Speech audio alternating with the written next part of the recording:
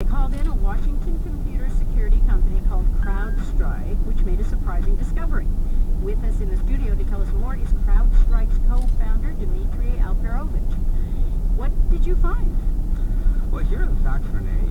What we discovered when we got called in May is that there were actually two separate intrusions inside DNC's network, and they were related to two Russian intelligence operations, independent ones.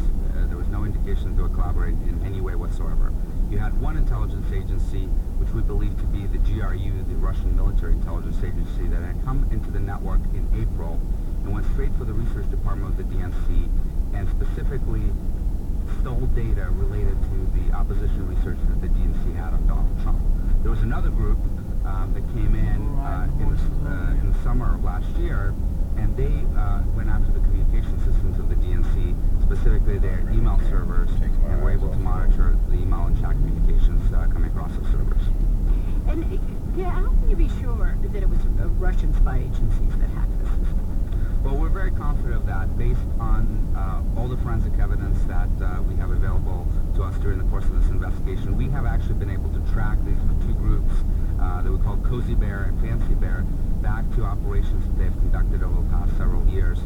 The Cozy Bear group, which is the group from last summer, had actually hacked the White House, State Department, the chairman of the Joint Chiefs of Staff last year. The other group, the Fancy Bear group, has targeted ministries of defense all over Europe. They've targeted the German Bundestag, the German Parliament, as well as the TV5 station in France. So you're pretty sure of this, and of course the Bears, the Russian Bears, I guess that's exactly. Clearly they got something, but what effectively was Russia after? Well, we know that they were after the opposition research in Donald Trump. That was in their direct interest, at least from the perspective of that Fancy Bear actor from April. And their direct interest? Because? Well, Donald Trump is now the Republican candidate. Last April, at the end of last April, when they came in, it was clear that he was going to be most likely the Republican nominee. And of course, he is a political novice. There's not much known about him and his foreign policy positions, and particularly vis-a-vis Russia. So anything that they can uncover about his past policy positions would be of huge interest. And anything that they can uncover that perhaps is negative in his background, perhaps would be useful to them should he ever become president. Well, any sense that the Russians are in other systems, other political groups, the Republican National Committee?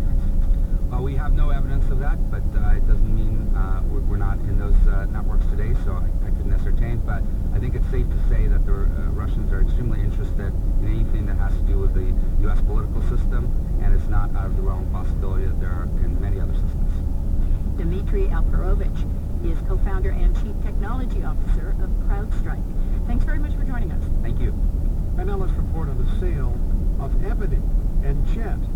Clearview Group, an African-American private equity firm, bought those historically black magazines. Karen Grigsby Bates from our Code Switch team reports on the magazine's founder, Johnson Publishing. For decades, Ebony and Jet magazines were on many black Americans' coffee tables and in the waiting rooms of black doctors and dentists and in much thumbed-through piles in black barbershops and beauty salons. Audrey Smaltz, a former announcer for the Ebony Fashion Fair, one of the world's largest traveling fashion shows, says these magazines were a must. People wanted to know what was going on in the colored world, in the African-American community. Smaltz went to work at Ebony in